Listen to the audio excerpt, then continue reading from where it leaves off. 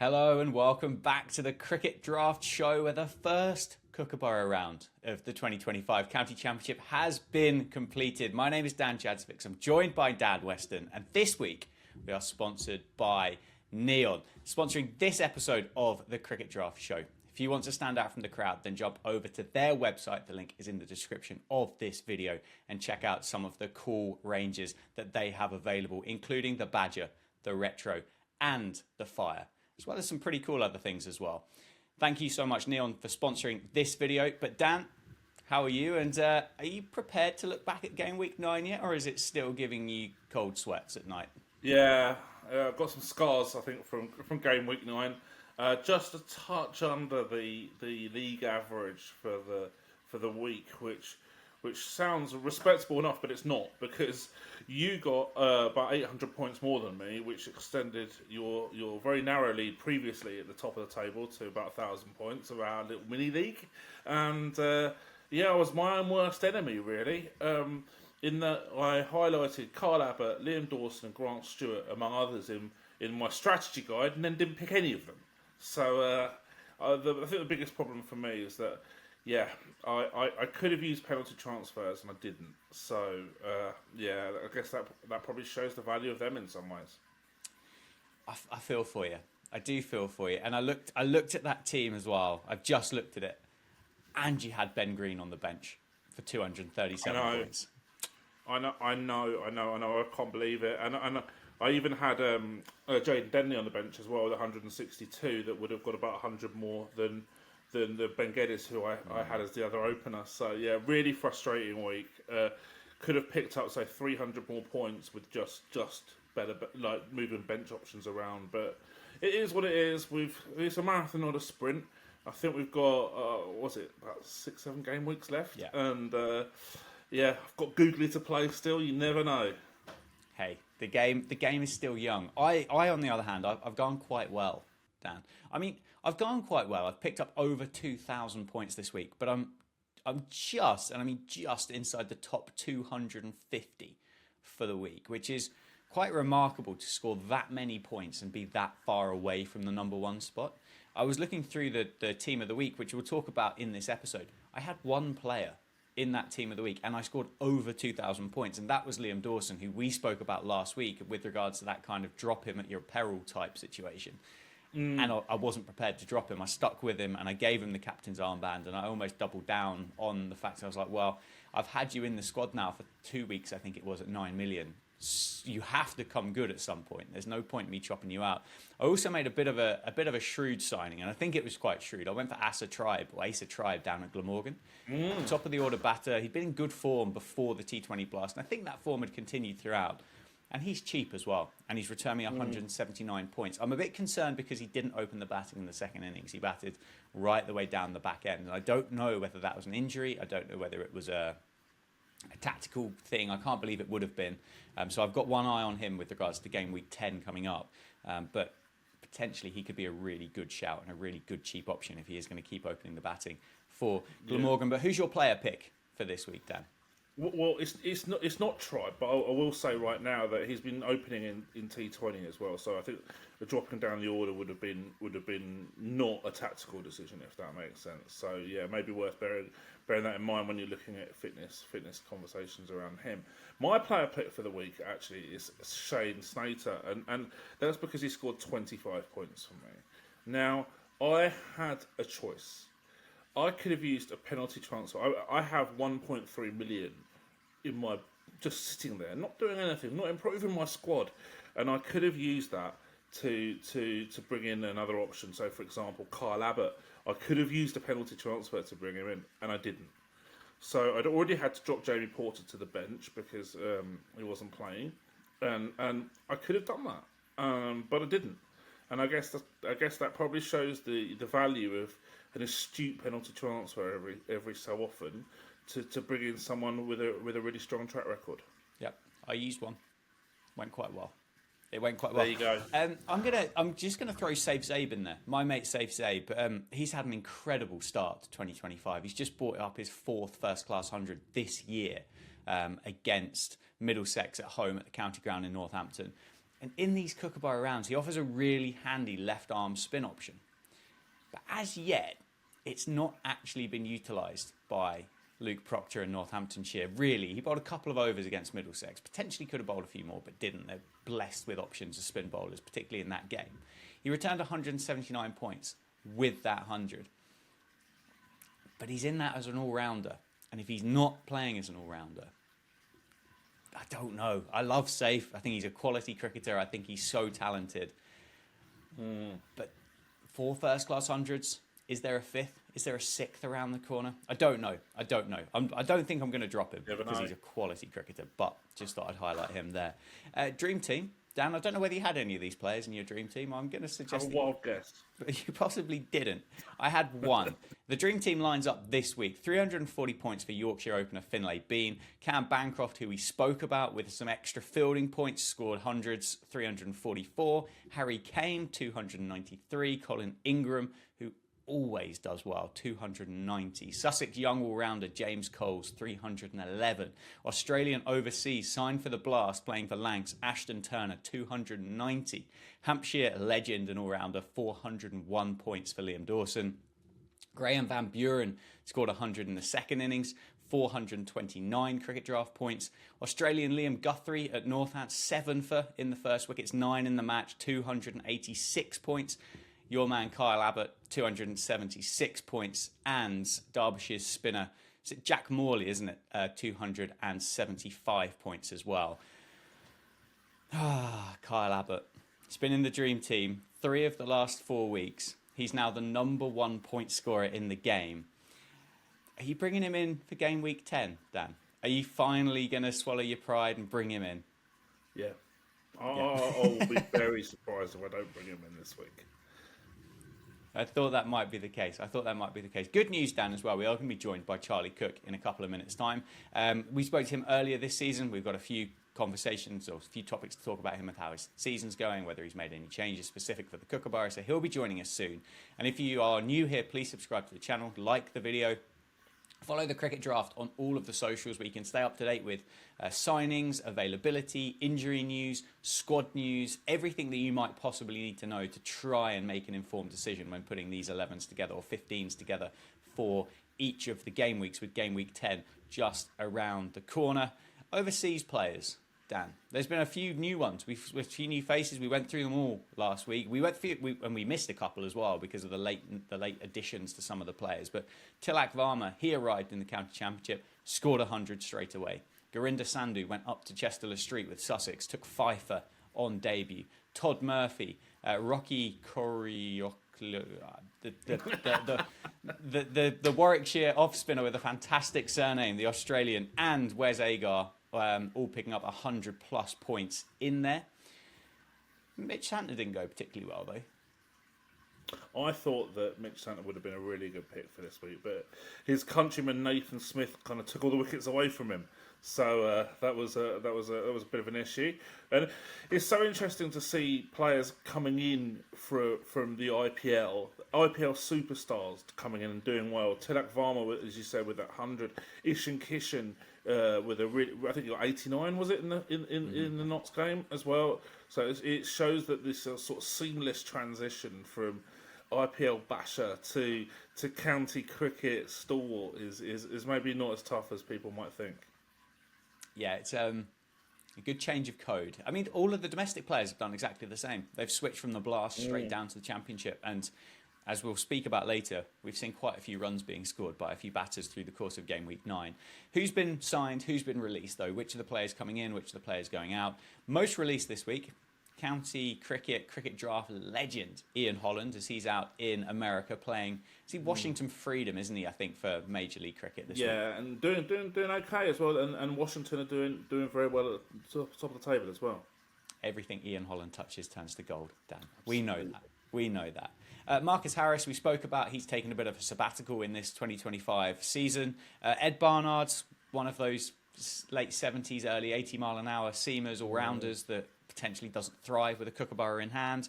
Andy Gorvin, similar. He's been ditched out. And then, interestingly, Tom Haynes at the top of the order for Sussex. He's been ditched out as well. I don't know, did he open the batting for Sussex this week? I know Dan Hughes did, but I might have to double-check on that one. Yeah, I think that the sort of high 70s, low 80s seamers are good transfers out in this game week, or these Kookaburra rounds, and yeah, I'm going to talk about that a little bit more at the end of this show when we talk about what we're going to do with our teams ahead of the next game week. Well, Tom Haynes did play up at Durham, opened the batting in both innings. I don't know. I mean, it worked. I think he scored 16 runs across the 2 innings. So good for you that got rid of him. But I don't know whether that didn't feel like the smartest kind of shout in my head. I thought he might have churned him in these Kookaburra rounds, and I still think he might, to be fair. Coming in, though, Calvin Harrison, and there's an interesting topic of conversation with regards to Northamptonshire and their leg spinners and who may or may not be available. Liam Dawson comes in a big way. He's gone up by 6% in terms of ownership. Your mate Kyle Abbott, who we're going to speak to very soon on the cricket draft as well, he's been signed. George Hill has been signed. And Johnny Bairstow, who bowled a pretty handy over of off spin at the end of that game. I don't know whether you spotted that, Dan. I did, yeah. Nice shape on it, actually. I was quite impressed. I think there was about 2 good ones in there. I think the others might have left a little bit. Must have watched one of the good ones then. Yeah. Hey, maybe some all-round points, Dan. You never know. Maybe that's what people have got excited about. Yeah. What about those players coming in, Dan? What kind of excites you amongst those? Have you got 9 million to chuck on Liam Dawson, or are you still just can't justify that budget? Well, I've got Simon Harmer as a bowler, which I think is good value as well. Definitely Kyle Abbott. So I'm sure that this is his week to be rotated out by Hampshire because I want to pick him this week. So that's definitely a consideration for me for one of my transfers. A very strong consideration. The other ones I'll wait and see. Yeah. Calvin Harrison's the interesting one. He's been in my team for a while now. I missed out on the 11th that he took up at Old Trafford. I blinked, Dan, and I shouldn't have done. I should have brought him in. I should have trusted Darren Lehman and Luke Proctor with that signing. But he's part of this Northamptonshire Red Bull squad now. He's on loan from Nottinghamshire. My understanding is, with regards to the loan agreements, is that they have to be a minimum of a month, I believe. So that will carry over to the Kent game. He clouses as a bowler. He batted number 3 against Middlesex, and he shapes up. And I don't know whether you've seen him, Dan, in first-class cricket, but he shapes up like a genuine top-order batter. He doesn't shape up like a number 8 and a number 9 that he has been batting in his career so far. The tricky thing is, Northamptonshire played Lloyd Pope and Calvin Harrison this week. And the rumour is that Yuzvendra Chahal is still going to play for Northamptonshire in 2025. Does that take overs away from Calvin Harrison? Well, it does. There's no 2 ways about it. Yuzvendra Chahal turns up, Calvin Harrison bowls less. Well, then you got 2 leggies as well in the same team. Obviously, you did that with Lloyd Pope as well, but I think obviously Chahal, in terms of profile at least, is on another level, and he's gonna be given the ball on a consistent basis. And obviously did well last year, so he's earned the right to have that privilege as well. I still think Harrison's going to play as well if he's available. Both of them can play in the same team.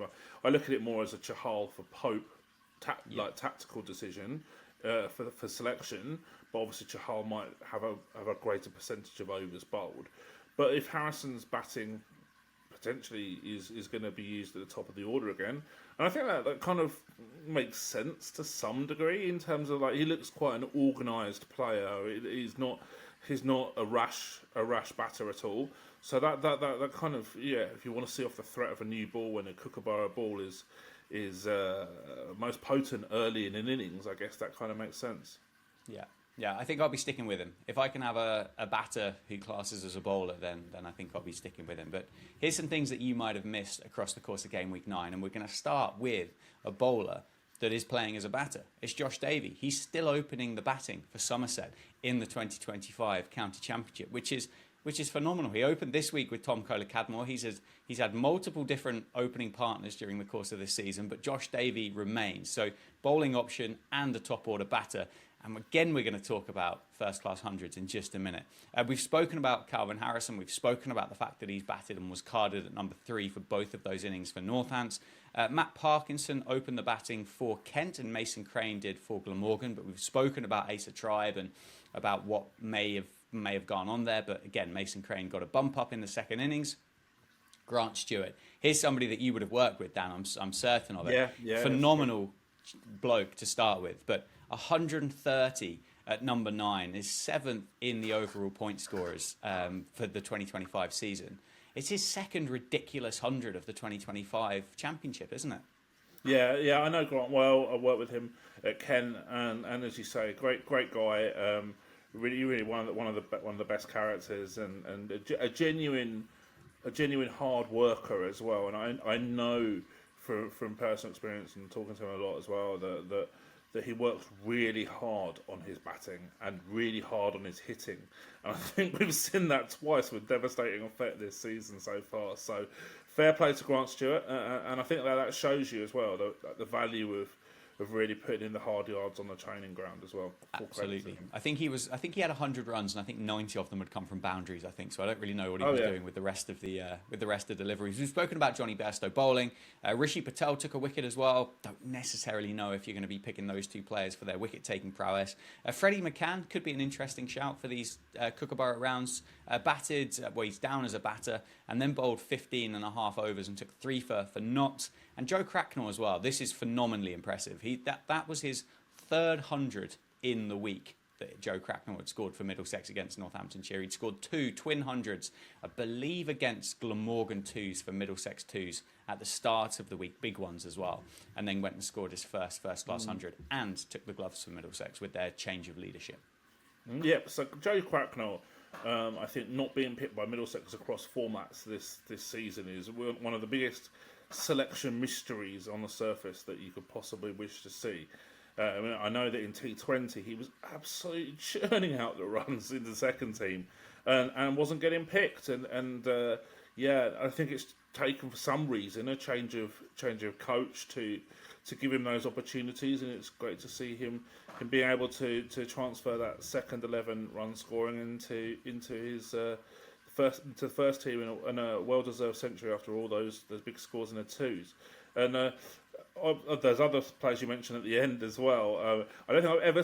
I know Rishi Patel worked with him with 2 teams. I don't think I've ever seen him bowl, so that was an interesting one. He got a wicket, and Freddie McCann. I think we might speak about in a bit more depth with Charlie as well potentially when we talk about the young players segment. Yeah, certainly. We've got one more thing before we bring Charlie in, Dan. We're going to talk about hundreds in comparison with the Kookaburra from what we've seen so far this week. We'll run through basically game week 9 saw 27 hundreds scored in game week 9. In comparison before that, the highest was game week 1 with 18. So game week 1 had 1800s, game week 2 1800s, 15-3, game week 4 had 1, game week 5 had 9, game week 6 had 12. Game week 7, so on and so forth. Anyway, game week 9, as you figured out, is an outlier. A lot of people, including myself, went heavy on spin. Do you think actually they should be investing big on top order and box office batters? Yeah, it's definitely, or maybe not so much top order because the Kookaburra is the most potent in that sort of first 20 over spell. Or maybe like a really consistent number 4 or something like that might be of the order of the day. And it's interesting because obviously 2700s in nine games, which was considerably more than the 2300s in 18 games that were across 7 and 8, game week 7 and 8. So we can see that it's obviously much more batting friendly conditions, and we can see from over distribution as well. More spin was bowled. But spin, in some cases wasn't necessarily that potent. So it's If we're talking about Kookaburra ball, I'm not convinced about this experiment at all. But that's for people who are in the powers that be that decide this stuff. Exactly. Dan, let's bring Charlie in. Let's have a chat with Charlie about his team, how he's getting on, any updates since we spoke with him earlier on this season, and then we'll round out the episode with just a little kind of plan, a little thought about what you and I are going to do with our teams for game week 10.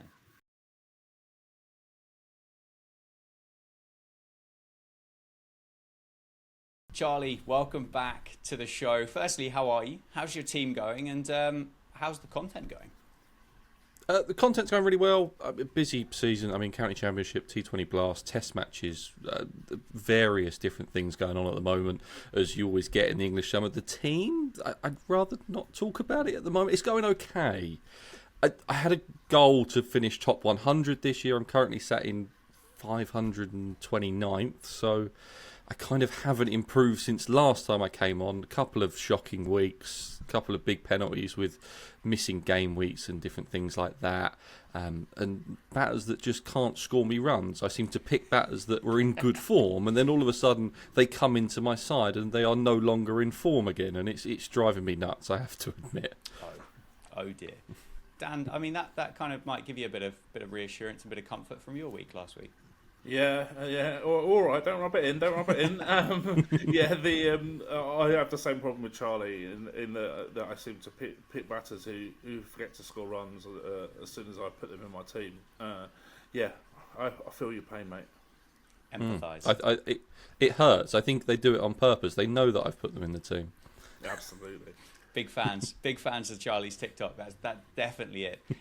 Did you, with the Kookaburra ball, Dan and I, we've spoken about it a little bit towards the back end of that before we've just kind of brought you in, but did you take that into consideration when you built your team for Game Week 9? Did you make specific signings because of the Kookaburra? Liam Dawson was the one that I brought in this week, which has been my kind of process throughout playing cricket draft. As you kind of get after the T20 Blast break, balls start to turn a little bit more, especially with have we got 4 rounds of Kookaburra balls now? So I brought Liam Dawson in. He'll probably be my captain for the rest of the time now. I mean, what did he score me? 800 points I think I got this week. So he's the only reason that I'm still somewhere near where I want to be. I'm going to go for more spinners for these rounds, and probably go a little bit heavier on the batters, because it does just seem really hard to get some wickets out there. Yeah, it's the seamers. It feels like a bit of a graveyard at the moment with the Kookaburra in hand. And I don't know, Dan. Do you? I mean, you said you weren't particularly complimentary about the trial, but can you see a scenario where that changes? Like, do all of a sudden, if we get some favourable overheads, or the counties prepare some green tops, which I don't think are likely to happen, but could there be a scenario where your 80-mile-an-hour county trundler starts taking poles? No. Oh, okay, fair enough. Unless they're extremely skilled, like we saw last year, a supremely talented bowler without high pace like Sam Cooke did well in the Kookaburra rounds, which is that's the exception to the rule, basically, because he really is supreme county championship non-premium pacer. But I think overall, if I'm looking to bring in a pacer, the other player I would say is Kyle Abbott, who's probably fits into that bracket a little bit. But if I'm bringing in like a sort of more of an unheralded pacer, I want them to be quick. I think that's important. Charlie, you mentioned it's been a tough time. Have you changed tactics? Have you had any players that have stood the test of time throughout, or has everybody found themselves on the chopping block this week, or this year, even this season? The only 2 players that have stayed in my side since the start is Ryan Higgins and Archie Vaughan. Ryan Higgins, because I'm a Middlesex fan and he often gets me out of trouble in cricket draft and in the county championship as well. And then Archie Vaughan, he's relatively cheap. At one point he was opening the batting and he was Somerset's second spinner, and they were often using a second spinner in Taunton, so just seemed like a decent pick. Hasn't gone as well as I wanted to, because he looked really good at the end of last season, and it kind of hasn't translated into this season, which is a bit of a worry. But if he's going to stick on the bench and then come in for these Kookaburra ball rounds, then that's absolutely fine for me. You get high match involvement, Dan, won't he, through the next 3 weeks? Well, you'd like to think so, yeah. And on that subject, I mean, I've mixed and matched my team quite a lot as well. Like Charlie has, not really many mainstays. I think you can definitely make an argument for some of the cheaper players to be mainstays of your squad, because you can drop them down to the bench like Charlie's done probably with Archie Vaughan over these game weeks so far. I've had Tawanda Miei, for example, or consistently in my team, because he's not that expensive. And then if Kent aren't playing for whatever reason, I can just move him down to the bench. and he's done all right for me over the course of the season so far. Spot on. Might not be Archie Vaughan then, Charlie, but who's been your standout player? Have you invested in youth this year? Have you picked some young guns in your side? I was looking through my team, and I haven't really gone for youth this year. I mean, I've picked players like Ethan Bamber, but what's Ethan Bamber now? 26? I mean, that's pushing it a little bit far from young gun. He's kind of coming into his prime now. So no, I've seemed to have gone for the old heads of the county championship and proven runs and proven wickets and things like that. I had Farhan Ahmed in at the start of the season, which was a pretty good pick for me because he was Notts' frontline spinner, and then there was kind of Lions games and under-19s games or whatever there was that he seemed to be out of the Notts side for. So that's probably been my best youngster pick. I mean, I'm trying to think of who's been young and done really well in the county championship this year. I can't think of too many names come to mind straight away. A few kicking about, wouldn't there? James Rue would be one. James Coles potentially another one. Rayan Ahmed's, I think he would still qualify as a young gun. Would Rayan? He's been in cricket for years now, hasn't he? Ben and Kellaway as well. 16, I think it was. Yeah, he's had a phenomenal 2025. Final one, you mentioned you're a Middlesex fan, so there's potentially an opportunity here for you to have a bit of a therapy session maybe between the pair of us. But what are you making of it at HQ? You spoke before we started recording about the declaration. Dan and I, we've spoken about Joe Cracknell. Obviously, there's a new coach now with Dane Villas taking over. What's the view from a Middlesex supporter? Getting rid of the coach at the time seemed a bit odd. I mean, middle of the season doesn't often happen. Obviously, you saw a change of coach at Lancashire as well this year, which felt a little bit more normal, reading the Twitter replies on some of the Lancashire Cricket Club's Twitter page. But for Middlesex, it was meant to be a really kind of successful season. We were second favourites to go up, just behind Lancashire, and we're currently sat bottom of Division 2, second last in Division 2 at the moment, and it just hasn't been as good. Now, I didn't expect to do anything in the T20 Blast. We've been pretty poor in that for the last 3 years, probably going back a little bit further than that, maybe even before COVID. I know there was that big run where we didn't even win a game for 2 years, and going to Lords was a tough watch to watch the T20 Blast, especially when they're charging £38 a ticket for it. But I think it's probably the right move. I liked some of the changes that we made. I thought we were a little bit more aggressive this week. Okay, the declaration wasn't great, but I'm always one to say, okay, just make this a game. I become a little bit Ben Stokes when it comes to declarations and think if this is the best chance of one side winning, then that's absolutely fine. Let's go for it. I wasn't at the time. I wasn't too aggrieved with the declaration at 311 that we set Northants. I thought, okay, that gives us a chance to try and bowl them out on a pretty flat pitch against a pretty flat ball. I think there's some good changes coming in. Whether Villa stays on past this season, it'll be interesting to see. But with Kane Williamson coming in, it just felt like that this was our chance to be promoted to Division 1, and it just hasn't happened this season, and it's not going to happen now, and that is a bit of a disappointment with the investment that's come in from the MCC. We've actually had some money this year and it's not gone right. Yeah, it's tough. I agree with you. I thought Middlesex made a lot of the running through that game. I thought Toby Rowland-Jones' captaincy for the most part was very positive.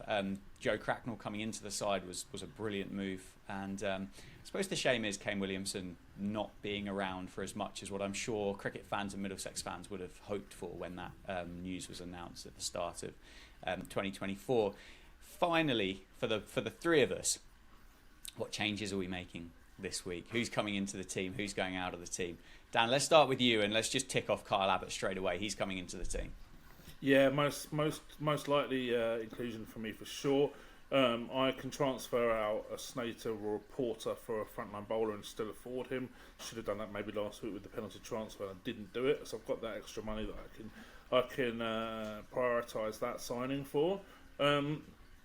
although he's done really well for me, I'm tempted to ease out Ed Barnard for these Kookaburra rounds, because his match involvement with the ball, I think, will be decreased significantly.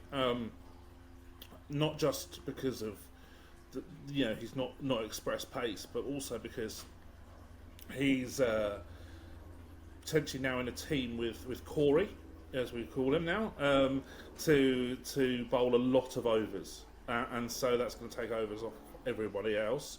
So I don't think I can really afford a number 6-ish type player who doesn't have a lot of over contribution in one of those really valuable all-rounder spots. So that might be where I lean. But as usual, I'm going to be checking the teams at 10:45 in the morning, looking for those green dots, and nothing's secure until then. Yeah, there could be a few players rested and rotated through the middle of the summer. So always worth checking, and making sure at 10:45 check those squads that the Cricket Draft will share with you 24, 48 hours in advance. How about you, Charlie? Who's on the block? Who's coming in? Who's tickled your taste buds this week? Again, probably a tough podcast for Ed Barnard. I think he's looking to come out of my squad as well. And again, I can tell you that, Charlie, as well. With his Warwickshire teammate Ethan Bamber is probably going to come out of my squad as well. With the Kookaburra ball, as much as I like Ethan Bamber, I just don't think that his skill set is not suited for the Kookaburra ball realistically. I mean, 75 to 80 mile an hour just isn't going to make the difference, as Dan said earlier, with the high pace that you need in these rounds. I'm going to look to spinners most likely at the time. In terms of the all-rounder spot, maybe someone like a Chris Green at Lancs could be a good look. He had a really good game week last week. I'm hoping that he's still going to be around for this week. I'd imagine he will. I'll have to check that the squads are when they come out. So that's probably where I'm going to go with my team. The batters just aren't going to score any runs anyway, so I'll forget about them and see if I can try and pick up some points with the bowlers. Oh dear, the poor batters. Go on, batters. Do Charlie a favour and score some runs this week, won't you? The Ed Barnard podcast continues. He will definitely be on the block. I'm pretty happy with my 11, to be completely honest with you, and Dan, that probably won't surprise you. Lloyd Pope will probably go, assuming that Yuzvendra Chahal does arrive for Northamptonshire. I wouldn't obviously be able to do a like-for-like switch. There'd be a bit of a price difference there. Ben Geddes, I don't know. I thought he looked really stylish in the week, but I'm not sure. I think as an option, I'll probably have to keep him. And I've got Ethan Bamber and Ian Holland on the bench, who probably, one, it certainly isn't going to make an impact, and the other one, Ethan Bamber's probably unlikely to do so. So they would be the three. I'm genuinely thinking if I can find another top 4, top 5 batter to bring into the team and kind of go with 2 all-rounders this week. I think if I'm going to look to shape my squad up like that, that's the way I'm going to go. Who that player is, don't exactly know yet. Maybe Joe Cracknell. Can he make it 4? Can he make it 4 hundreds in 3 games? There's a chance. There is a chance. But, chaps, thank you so much for joining us. Dan, thank you as always. Charlie, thank you for popping back on the channel and on the show. Thank you again to Neon for sponsoring the episode. Good luck for Game Week 10, chaps. And Dan, I'll catch you after Game Week 10 and we'll have a look ahead to Game Week 11. Looking forward to it, and I need to catch you up at the top of the table. Cheers, Charlie. Go well. Cheers, adieu.